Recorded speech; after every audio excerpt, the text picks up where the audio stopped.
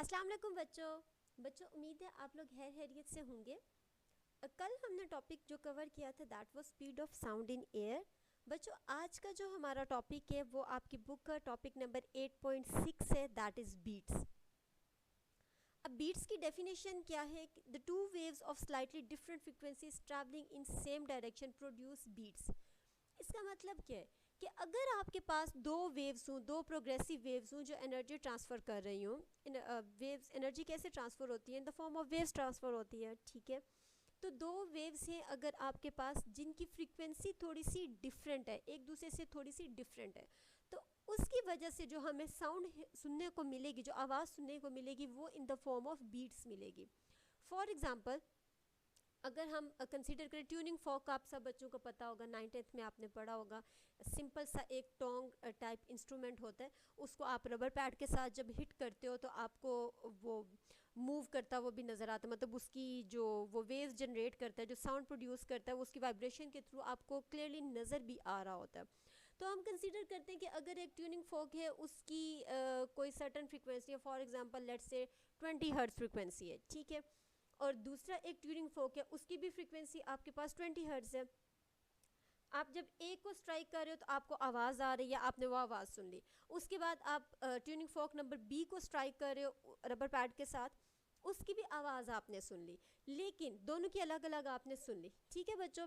अब अगर आप दोनों को इकट्ठा स्ट्राइक करो एक ही टाइम के अंदर और एक ही फोर्स के साथ स्ट्राइक करो, तो एज अ रिज़ल्ट बच्चों जो वो आवाज़ प्रोड्यूस होगी उसको सुनना आपके लिए थोड़ा सा मुश्किल हो जाएगा, मतलब उसको समझना, अंडरस्टैंड करना या उस आवाज़ को में फ़र्क करना, उसको डिस्टिंग्विश करना मुश्किल हो जाएगा कि इन दोनों में से कौन सी आवाज़ कौन सी ट्यूनिंग फॉर्क की वजह से प्रोड्यूस हुई है। अब अगर एक और कंसीडर करो कि हमारे पास जो कोई भी एक ट्यूनिंग फॉर्क है, हम उसके ऊपर कोई वैक्स लगा दें या उसके ऊपर कोई मटेरियल कोई और कोट कर दें, या हम कोई और ट्यूनिंग फॉर्क ले लेते हैं जिसकी फ्रीक्वेंसी ही कम है, ठीक है बच्चों। तो आप अगर उन दोनों को साइमल्टेनियसली स्ट्राइक करते हो तो एज अ रिज़ल्ट उनकी फ्रीक्वेंसीज़ में डिफरेंस है। एक अगर 20 है तो दूसरे की सपोज 10 हर्ट्ज़ है, तो दोनों की फ्रीक्वेंसीज़ में डिफरेंस है। तो उस फ्रीक्वेंसी के डिफरेंस की वजह से वो वेव्स तो आपस में ट्रैवल करेंगी, एक ही डायरेक्शन में ट्रैवल कर रही हैं, तो जो आवाज़ आपको सुनने को मिलेगी उसको क्या कहते हैं बच्चों? बीट्स। अब यहाँ डायग्राम में आप लोग देखो कि एक साउंड वेव है आपके पास, ये जो स्पीकर 1 से प्रोड्यूस हो रही है ये आपको यहाँ पे नज़र आ रही है, और स्पीकर 2 से जो साउंड प्रोड्यूस हो रही है बच्चों ये ग्रीन कलर में आपको नज़र आ रही है। अब अगर आप इसको थोड़ा सा गौर से देखो तो ये एग्जैक्टली एक दूसरे के, मतलब जो वेव के ऊपर जो पोर्शन होता है, मैंने आपको क्या बताया था, उसको आप क्रस्ट कहते हो, और जो नीचे होता है, जो मीन लाइन से नीचे होता है, उसको आप ट्रफ्स कहते हो।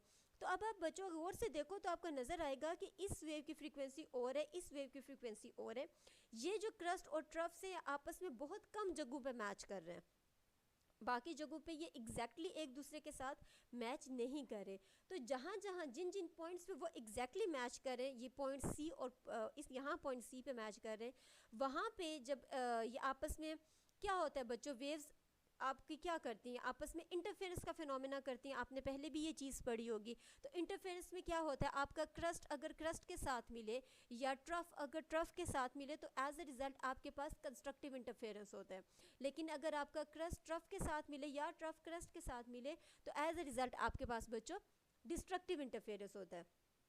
तो अब ये जहाँ पे क्रस्ट और क्रस्ट आपस में मिल रहे हैं या ट्रफ और ट्रफ आपस में मिल रहे हैं, तो वहाँ पे तो आपको हाई इंटेंसिटी की साउंड मिल रही है, उसका इफेक्ट क्या होता है, डबल हो जाता है, एक दूसरे में ऐड ऑन हो जाते हैं।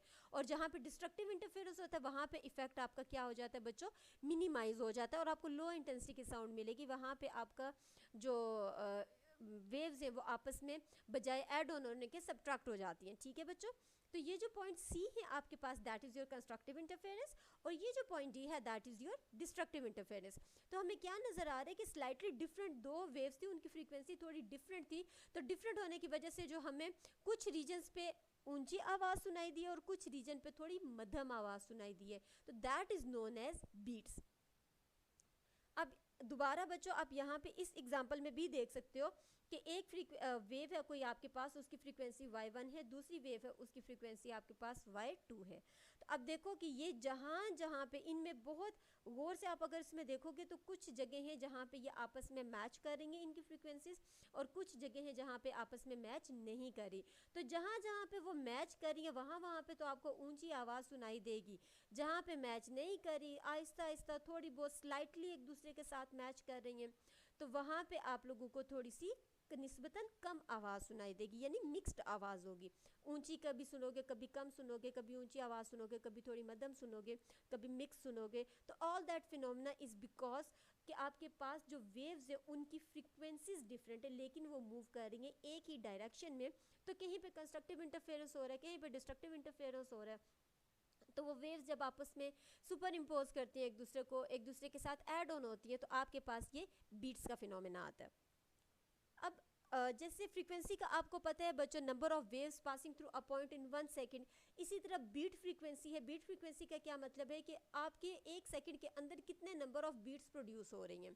और बीट्स होती किसकी वजह से हैं, कितनी बीट्स प्रोड्यूस होती हैं, जितने आपके इंस्ट्रूमेंट्स के अंदर जो नंबर ऑफ फ्रीक्वेंसी का डिफरेंस होता है उस उतनी आपके पास बीट्स प्रोड्यूस होती है। फॉर एग्जांपल हमने बात की कि हमारे पास एक ट्यूनिंग फोक है, उसकी फ्रीक्वेंसी 20 हर्ट्ज थी, 20 हर्ट्ज थी, और दूसरा ट्यूनिंग फोक है उसकी फ्रीक्वेंसी 10 हर्ट्ज थी। तो इन दोनों का डिफरेंस कितना है, मेरे पास 10 हर्ट्ज। तो मेरे पास जो बीट्स प्रोड्यूस होंगी, बीट्स की फ्रीक्वेंसी क्या होगी, वो नंबर ऑफ बीट्स पर सेकंड, यानी बीट्स की फ्रीक्वेंसी किसके इक्वल होगी बच्चों, उस फ्रीक्वेंसी के डिफरेंस के इक्वल जितने आपके इंस्ट्रूमेंट का है। मींस मेरे पास इंस्ट्रूमेंट्स की फ्रीक्वेंसीज का डिफरेंस 10 हर्ट्ज था, तो जो मेरे पास बीट की फ्रीक्वेंसी होगी that will equal to 10 hertz.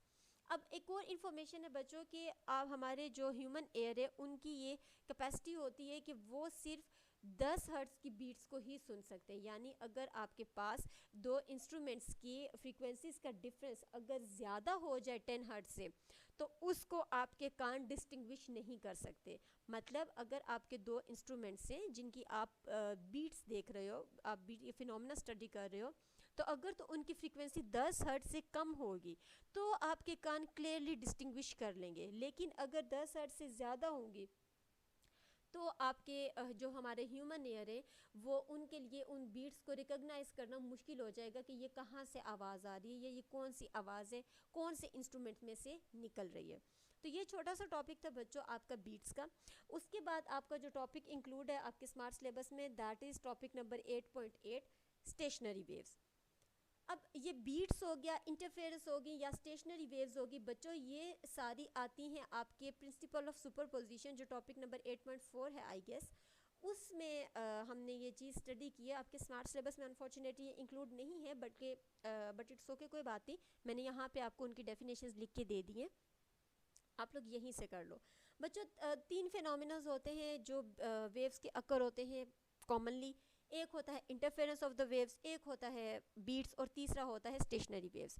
Interference of waves क्या है, दो वेव्स आपस में ऐड ऑन होंगे। और इवन प्रिंसिपल ऑफ सुपरपोजिशन भी क्या है, that is simply the addition of two waves. दो वेव्स या दो से ज़्यादा वेव्स आपस में ऐड ऑन हो रही है तो उसको आप सुपर इम्पोज कहते हो। अब उसमें कंडीशंस है, जैसे बीट के फिनोमेना में हमने देखा कि दो वेव्स हैं उनकी फ्रीक्वेंसी थोड़ी डिफरेंट है लेकिन वो एक ही डायरेक्शन में मूव कर रहे हैं। और आपका जो इंटरफेरेंस है उसमें क्या होता है कि दो वेव्स हैं उनकी फ्रीक्वेंसीज भी सेम है और वो एक ही डायरेक्शन में मूव कर रही हैं, उस फिनोमेना को हम इंटरफेरेंस कहते हैं। और तीसरा बचा स्टेशनरी वेव्स, उसमें क्या होता है कि दो वेव्स होती हैं उनकी फ्रीक्वेंसीज तो एक दूसरे के इक्वल होती हैं लेकिन वो ट्रैवल करती हैं अपोजिट डायरेक्शन में। जैसे यहाँ डायग्राम में आपको क्लियर है कि एक वेव ए है वो मूव कर रही है टुवर्ड्स राइट साइड, और जो वेव बी है वो मूव कर रही है टुवर्ड्स लेफ्ट साइड। तो इस केस में जो आपका फिनोमेना होगा या जो वेव जनरेट होंगी उनका क्या इफेक्ट होगा, उसको उन वेव्स को आप क्या कहते हो, स्टेशनरी वेव्स हैं और स्टैंडिंग वेव्स है। स्टेशनरी और स्टैंडिंग दोनों एक ही इन टाइप ऑफ वेव्स का नाम है। ठीक हो गया बच्चों, तो ये तो थी इसकी डेफिनेशन और ये थे इसके डायग्राम। अब आगे मज़ीद हम स्टडी करते हैं। ये डायग्राम मैंने आपकी बुक से ही ली है। यहाँ पे आपको बताना क्या चाह रहे हैं कि एक वेव है आपके पास ए और दूसरी वेव है आपके पास बी। अब ए मूव कर रही है आपकी लेफ्ट साइड की तरफ और बी वेव की डायरेक्शन है राइट साइड की तरफ। तो हुआ क्या कि हमने एक स्पेसिफिक टाइम, जो हमारे पास जो टाइम टी था, जिसके अंदर हमारी एक वेव पूरी कंप्लीट ट्रैवल कर रही थी, हमने उस टाइम को थोड़ा मिनिमाइज कर लिया। हमने उस टाइम को 4 हिस्सों में डिवाइड करके देखा कि अगर टाइम 0 है तो हमारी वेव कितना मूव कर रही है, अगर टाइम 1/4 आ गई है तो फिर उसमें क्या उसकी वेवलेंथ पे और उसके डिस्प्लेसमेंट पे यानी वेवलेंथ पे क्या फ़र्क पड़ा है। जब टाइम आधा हो गया, आधा टाइम गुजर गया, सेकंड का आधा हिस्सा हो गया, तो फिर क्या इफ़ेक्ट आ रहा है। अगर सेकंड का 3/4 हिस्सा हो गया, फिर क्या फ़र्क आ रहा है। और जब हमारा टाइम पूरा 1 सेकंड कंप्लीट हो गया, तो उस केस में हमारे पास जो जो एम्पलीट्यूड्स हैं और जो हमारे डिस्प्लेसमेंट्स की वैल्यू है वो क्या है। अब बच्चों देखना हमने ये है कि हमारे पास दो वेव्स हैं ए और बी, और इन दोनों को हमने इक्वल इंटरवल ऑफ टाइम्स में डिवाइड किया। ये जो डॉटेड लाइंस है बच्चों आपको ये बता रही है कि मजीद हमने इनको, पहले तो हमने टाइम्स को डिवाइड किया ना, फिर हमने अपनी वेव को इतने पार्ट्स में डिवाइड कर लिया। तो ये कितने पार्ट्स हो गए, 1 2 3 4 5 6 और 7, यानी आपकी इन्होंने एक वेव को कितने पॉइंट्स में डिवाइड किया, 7 वेव्स में डिवाइड, 7 पॉइंट्स में डिवाइड किया।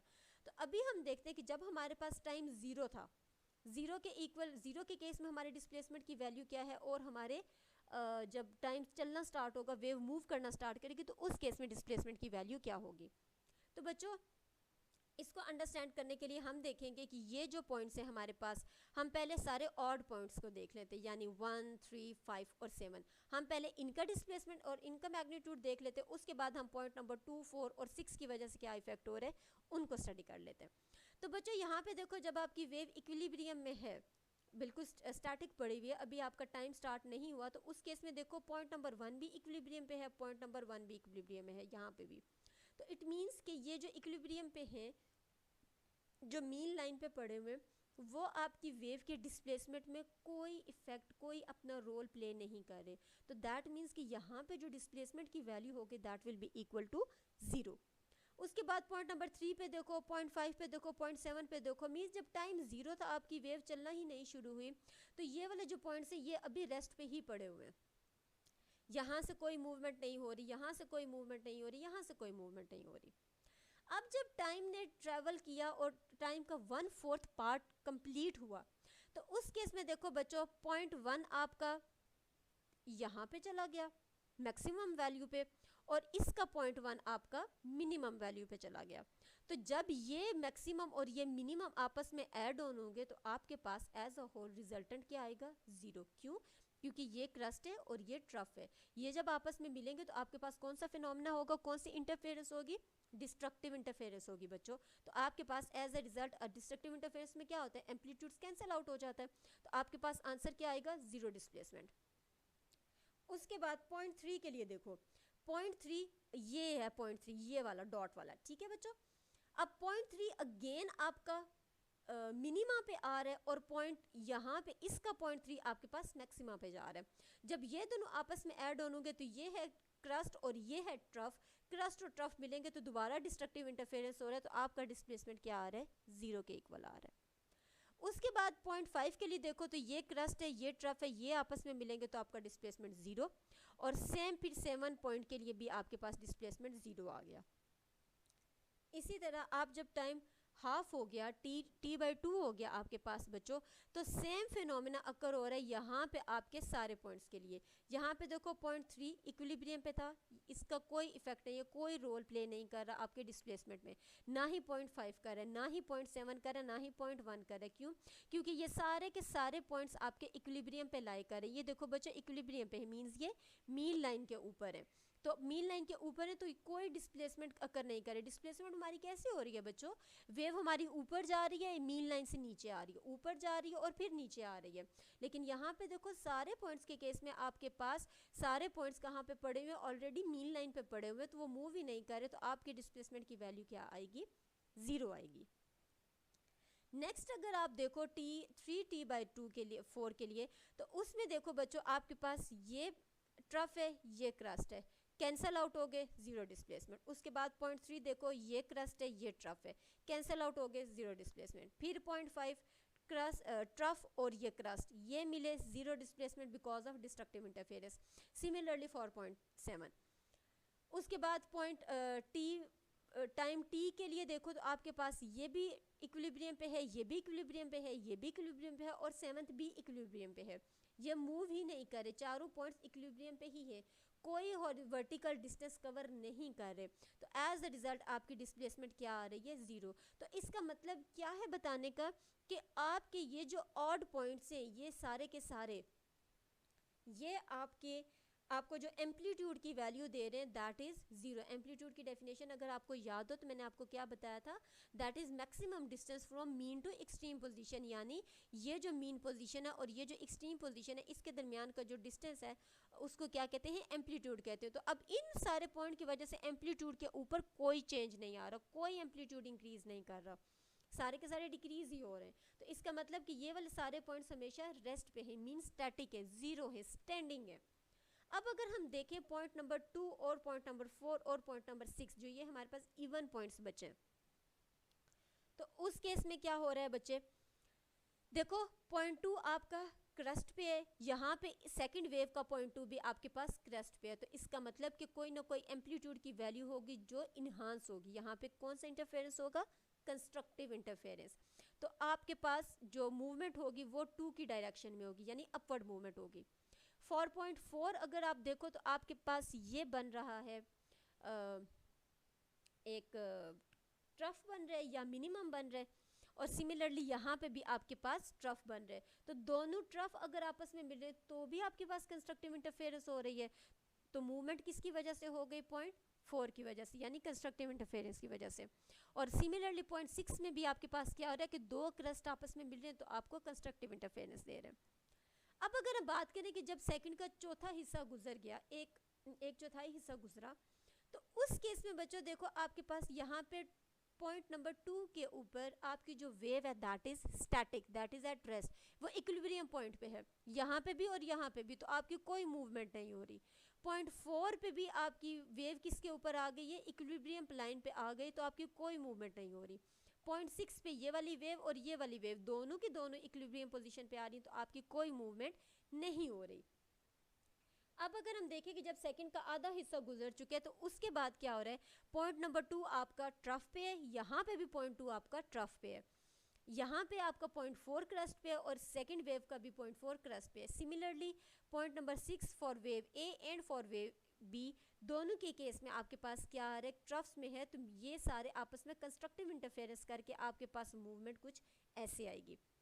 अगेन जब टाइम आपका 3t/4 हुआ बच्चों, तो यहाँ पे आपके पास पॉइंट 2, पॉइंट 4 और पॉइंट 6, यहाँ पे भी 6, 4 और 2, ये सारे के सारे इक्विलिब्रियम पे हैं, मीन्स यहाँ से वेव पास कर रही है, तो आपके पास कोई वर्टिकल मूवमेंट नहीं हो रही इस टाइम के ऊपर, तो यहाँ पे आपकी कोई डिस्प्लेसमेंट नहीं है।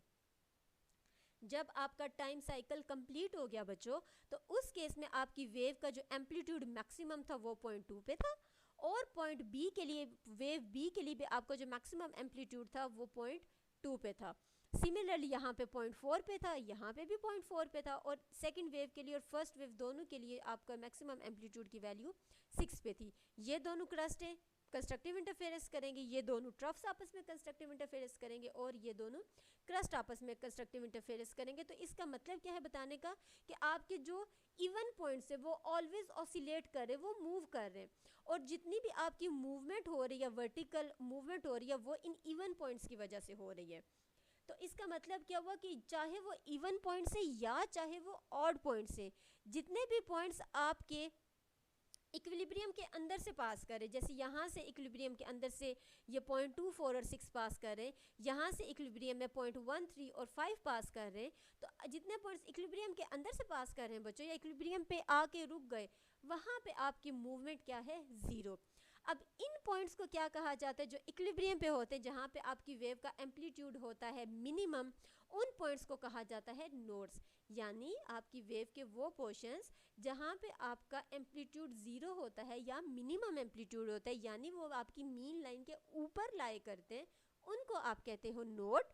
और जो पॉइंट्स जहाँ पे आपका एम्पलीट्यूड होता है मैक्सिमम बच्चों, उनको आप कहते हो एंटीनोड। यानी यहाँ इस डायग्राम से आप देखो कि जितने भी आपके वेव के पॉइंट्स थे, यहाँ से आप अगर इक्विलिब्रियम लाइन ड्रॉ करो, मीन लाइन ड्रॉ करो, जैसे मेरा इंडिकेटर ड्रॉ कर रहे हैं, तो आपके जितने भी पॉइंट्स आपके मीन लाइन के ऊपर हैं बच्चों, उनको आप नोड्स कहते हो, और जितने भी पॉइंट्स आपके मीन लाइन से ऊपर या नीचे हैं जहाँ पे एम्पलीट्यूड की वैल्यू मैक्सिमम है, उनको आप क्या कहते हो, एंटी नोड कहते हो। अब यहाँ से आपको क्लियर है कि हर नोड और एंटी नोड आपस में कितने कितने डिस्टेंस पे। देखो एक नोड ये है, एक नोड ये है, एक नोड को इस तक आने तक ये कितना डिस्टेंस कवर करना पड़ा है, π/2 कवर करना पड़ रहा है। सिमिलरली एक नोड, ये नोड है पॉइंट 1 पे और पॉइंट 2 पे आपके पास एंटी नोड है, इन दोनों के दरमियान कितना डिस्टेंस है, π/4 है, यानी एक पाई का 4th पार्ट है यहाँ पे। ठीक है बच्चों, तो हमें यहाँ से पता क्या चल रहा है कि जितने भी हमारे नोड्स हैं उस पे हमारे एम्पलीट्यूड की वैल्यू 0 है या मिनिमम है, और जितने भी हमारे एंटी नोड्स हैं उस पे हमारे एम्पलीट्यूड की वैल्यू मैक्सिमम है।